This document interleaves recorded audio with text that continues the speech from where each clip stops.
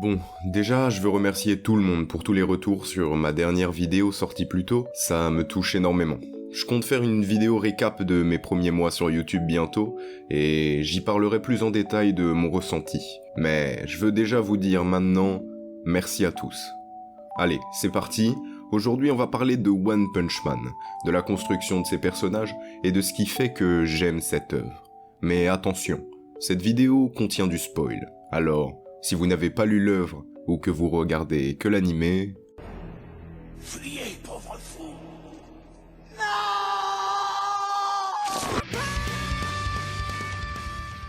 Déjà, avant toute chose, pour les petits filous qui regardent la vidéo sans connaître One Punch Man, on va expliquer... Che sa dire que ceci? One Punch Man, originellement un webtoon devenu un manga, puis finalement un animé, nous raconte l'histoire de Saitama, homme sans emploi qui, ayant envie de changer de vie et devenir un héros, se lança dans un grand entraînement, le célèbre 100 pompes, 100 abdos, 100 squats et 10 km de course par jour pendant 3 ans. Cet entraînement drastique était pour lui si intense qu'il en perdit ses cheveux. Mais en retour, il gagna une puissance colossale, une puissance telle qu'il pouvait maintenant vaincre n'importe quel de ses adversaires en un seul coup de poing. Cette nouvelle puissance acquise entraîna cependant en Saitama un vide. Lui qui voulait vivre une vie remplie d'action, devenir un héros, sauver les gens, se battre contre des ennemis terrifiants et vaincre malgré l'adversité, a maintenant une vie fade, sans aucun danger, aucun risque, aucune défaite. Voilà pour la petite explication. Maintenant, continuons avec une chose que j'aime énormément dans One Punch Man, au-delà des beaux dessins, des pages qui ressemblent à des tableaux, ou même l'animation de qualité de la saison 1 si on parle de l'animé, c'est le traitement de ces personnages et tout ce qui les entoure. J'ai souvenir au début de l'œuvre que beaucoup de gens s'inquiétaient du fait que Saitama étant beaucoup trop fort, il n'y aurait pas d'évolution, aucun enjeu, et donc par conséquent, aucune émotion. Mais pourtant, l'œuvre a de par tous ces personnages créé une évolution et toute une énergie autour de ces derniers. Prenons comme exemple Genos, héros de rang S, qui apparaît au début de l'œuvre, élève de Saitama, rare personne connaissant sa force, qui le respecte et le suit. Il est un personnage qui a clairement un traitement qui compense le manque d'évolution de Saitama. Il est celui qui nous permet de vivre le risque de défaite dans l'œuvre, et du coup, créer cette émotion, qui nous permet de suivre une évolution mentale comme de force. Saitama ne change pas, alors que Genos, lui, est comme un second personnage principal. On entend ses pensées, ses questionnements, ses remises en question et ses doutes. On le suit dans sa quête de force et son rêve de devenir un héros aussi fort que son maître Saitama. Et quand Genos apparaît à l'écran, c'est son histoire que l'on suit, et c'est son point de vue qui nous est proposé. Malgré sa force, il ressent un sentiment fort de faiblesse, car il se compare avec Saitama, lui qui est complètement hors norme. Ce qui rend Genos très intéressant à suivre à mon avis, et cela nous permet à la fois de nous attacher à lui, et surtout créer toute l'énergie shonen qui manquerait à One Punch Man sans l'existence de ce personnage. Malgré le fait qu'il soit déjà tout en haut du panier dès le début lui aussi. Contrairement à un certain Roulette Rider, héros de rang C, se battant à l'aide de son vélo, personnage beaucoup plus secondaire mais qui rajoute un contraste avec ces personnages surpuissants que l'on suit. Même Genos, qui est censé être celui qui nous montre de l'évolution, reste bien trop fort pour bien nous montrer la réalité de cet univers, alors que Rider, lui, nous montre lors de ses apparitions la dure réalité de cet univers, le fait que les héros avec un niveau plus commun, galèrent et se mettent en danger tous les jours dans l'objectif de sauver les gens, et qui, de par leur sens de la justice, utilisent leur force pour le bien commun, se battre contre leurs propres faiblesses sans se soucier des risques que cela engendre, sans reculer face à des ennemis bien plus forts qu'eux. On pourrait aussi parler de King, héros de rang S qui pourtant est faible comme n'importe quel être humain, et qui nous montre l'image qu'aurait Saitama si les gens savaient à quel point il était fort. Car oui, Saitama est si fort que très peu de gens ont réellement vu ses combats ou réalisé sa force réelle. C'est un peu une sorte de running gag, dont King est la source. Il est celui qui a récupéré malgré lui l'honneur des exploits de Saitama, et est maintenant coincé dans un mensonge qui le ronge, et qui ne fait que renforcer un sentiment d'infériorité et une peur dans ce personnage, ce qui peut toucher énormément de gens qui ressentent ce même sentiment d'infériorité.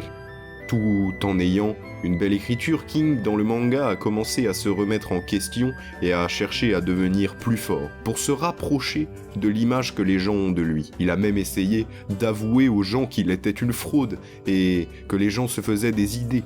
Mais il est tellement bloqué dans son mensonge que personne ne le croit. Et j'aime énormément cette écriture. On a souvent fait face à des histoires où un personnage est surpuissant mais n'est pas reconnu par les autres, comme Saitama justement. Mais King, lui, est l'inverse. Un personnage faible mais qui est reconnu par tous. Ce parallèle rajoute encore plus de profondeur à l'œuvre et c'est quelque chose que j'aime énormément dans One Punch Man. Le dernier personnage dont j'ai envie de parler aujourd'hui est Garou, qui a lui aussi un développement plus qu'intéressant, surtout pour un méchant. Car oui, pour moi Garou est un vilain. Je sais que beaucoup de gens le prennent pour une sorte d'anti-héros, mais si on revient sur le terme anti-héros, c'est quelqu'un qui a un objectif noble, mais qui utilise de mauvaises manières pour atteindre cet objectif. Comme par exemple Stain dans My Hero Academia, qui cherche à purifier la corruption des héros, mais qui, pour y arriver, tue ces derniers. Ou encore le louche de Code Geass, qui pour libérer son peuple devient le grand méchant et fait de terribles choses. Alors que Garou, lui, n'a pas réellement d'objectif noble. Il cherche à devenir le plus fort. Il cherche à vaincre les héros les plus puissants seulement à cause de son idéologie. Il n'aime pas le fait que les vilains perdent toujours, que ce soit toujours les héros les plus forts dans l'imaginaire collectif, et cherche à dépasser cette image. Quand il était plus jeune, il n'était jamais le héros dans ses jeux entre amis. Il était toujours le méchant, et donc n'a jamais pu goûter à la victoire. Et bien qu'il ne soit pas purement malveillant, il n'est pas pour autant porteur d'une noble quête. Il est un vilain, et pourtant, Garou nous est montré de la même manière qu'un protagoniste. À ses apparitions à l'écran, c'est son point de vue que l'on voit. Ce sont ses pensées que l'on entend, et nous suivons ses aventures comme si c'était lui le personnage principal. Et tout comme avec King, on peut aussi voir un parallèle entre Garou et Saitama. Saitama, lui, voulait devenir un héros, sauver les gens et pouvoir vivre sa vie. Il est devenu le plus puissant et a perdu en retour ses émotions et ses cheveux. Il n'avait plus aucun défi, plus aucun risque dans sa vie, et ses combats étaient devenus aussi ternes que possible, finissant tous avec un seul et unique coup. Il cherchait maintenant plus que de retrouver des émotions et un combat qui fait brûler la flamme de son cœur. Garou, lui, voulait devenir un vilain, être le plus fort, que les gens le craignent et le respectent. Il se bat alors pour toujours devenir meilleur face à la défaite et à toujours s'améliorer, se relever après chaque combat. Il a souvent perdu et s'est toujours relevé. Il voulait vaincre tous les héros et prouver que les vilains peuvent gagner eux aussi, jusqu'à même devenir un monstre et abandonner tout ce qui fait de lui un humain. Saitama a perdu les émotions qui l'animaient en devenant le plus fort, et Garou, lui, a perdu son humanité en cherchant à le devenir. Le parallèle entre les deux est sans hésiter la chose qui me fait le plus aimer One Punch Man et qui prouve que dans toute histoire, ce n'est pas simplement le personnage principal qui importe, mais tout l'univers qui l'entoure, tous les personnages qui permettent de donner une âme à cet univers, une consistance qui permet de vivre l'œuvre et de se mettre à leur place. Que ferais-je dans une situation similaire ? Suis-je d'accord avec cette façon de voir le monde, avec telle ou telle action ? Qu'aurais-je fait à sa place ? Toutes ces questions qui stimulent l'imaginaire alors que l'on regarde une histoire. C'est pour ces choses-là que j'aime découvrir une histoire, que j'aime les raconter. Et c'est aussi pour ces choses-là que j'aime One Punch Man, qui, avec une histoire en apparence aussi simple que le héros gagne toujours en un coup, nous montre autant de profondeur grâce à tous ces personnages. Et vous, quel est votre avis sur ce sujet ? Pourquoi aimez-vous une œuvre ? J'aimerais beaucoup avoir votre avis en commentaire. Il existe tellement d'œuvres dont j'ai envie de parler, et sur lesquelles j'ai envie de partager mes ressentis avec vous. Merci encore pour votre soutien. J'espère que la vidéo vous a plu. Je vous remercie de m'avoir écouté et à très vite.